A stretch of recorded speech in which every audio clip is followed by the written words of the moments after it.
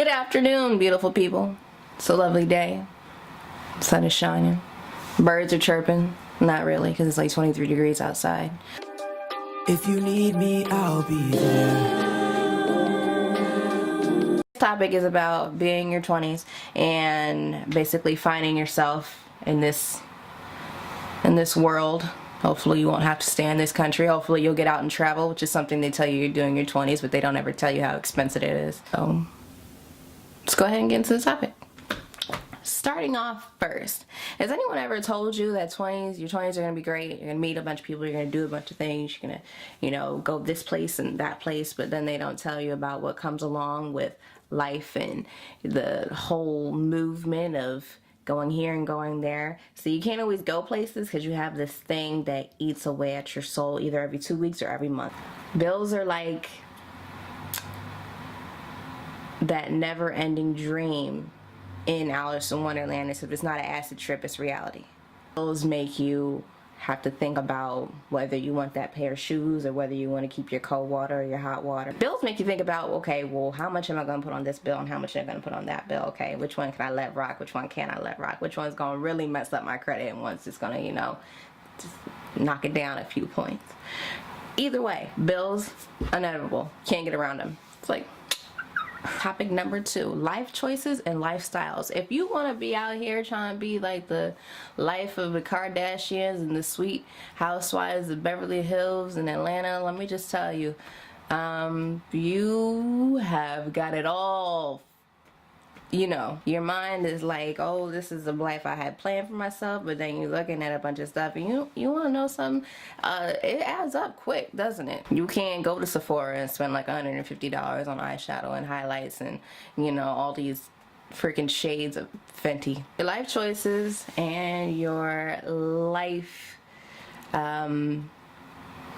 circumstances have a lot to do with how you're going to live your 20s.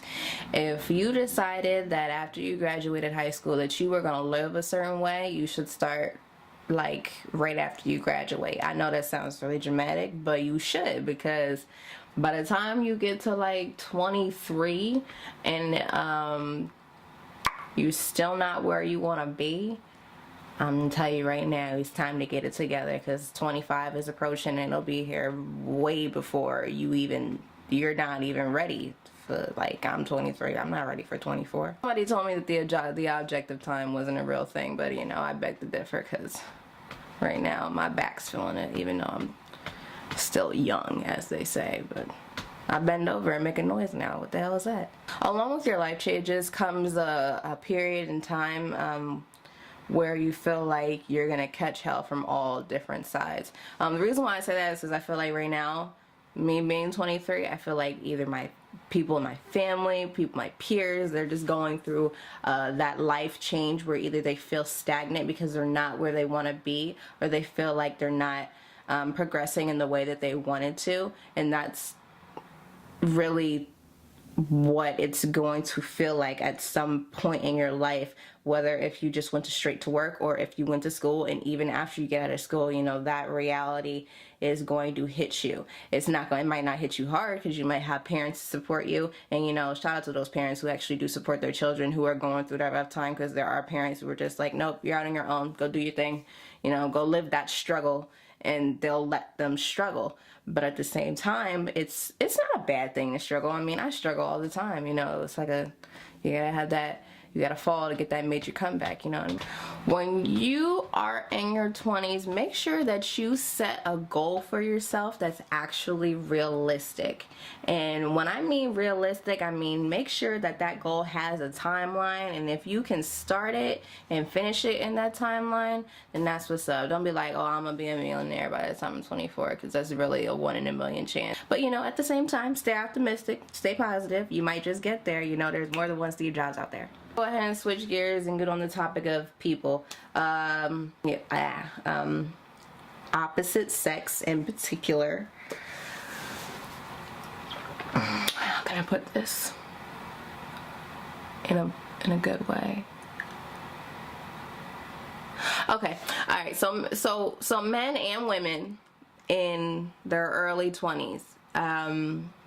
we all ain't shit. Let's just put it that way. We all, in some type of way, we all have our issues. The reason why is because us as individuals, we're trying to find ourselves. So we're going to have those pieces of us that we're trying to find, and it's great if you can find someone who is willing to take that journey with you.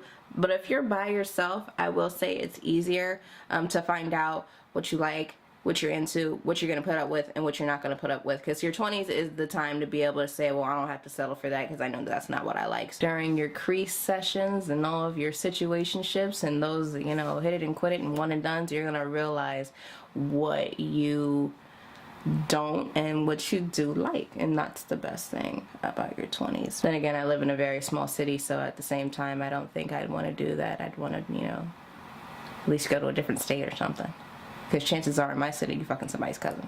So the company that you keep, decide on who you're going to be associates with and who you're going to be actual friends with. The reason why I say that is because the people that are around you are going to distract you, they're going to hold you back, or they're going to push you forward to where you need to go. Those are the people that you want to surround yourself with, those who are like-minded and those who want the same things that you do, not necessarily the exact same things, but where they're comfortable. And that doesn't always mean living above your means. I'm someone who always feels like, you know, one day I just want to be comfortable.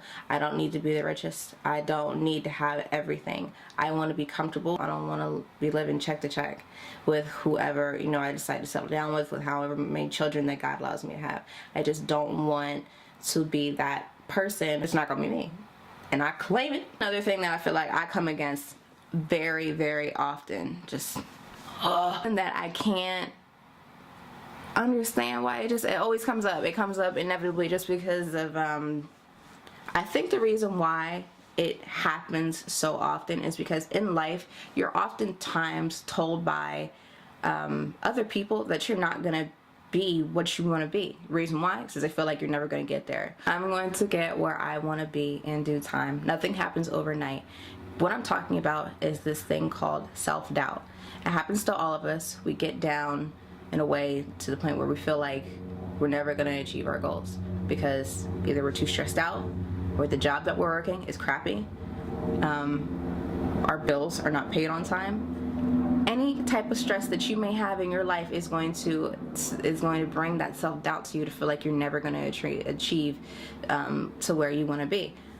I don't feel that way often. I do feel that way sometimes, but I wouldn't say often.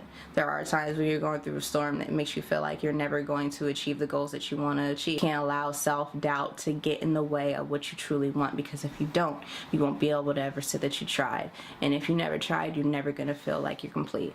And that's how I feel about my life right now, is that if I don't try, I'm never going to be content. Even if things don't even work out for me, I'm never going to feel content with myself unless I try, and unless I actually put forth that effort and put in that work that I feel like it's going to take for me to get to where I want to be. And you know what?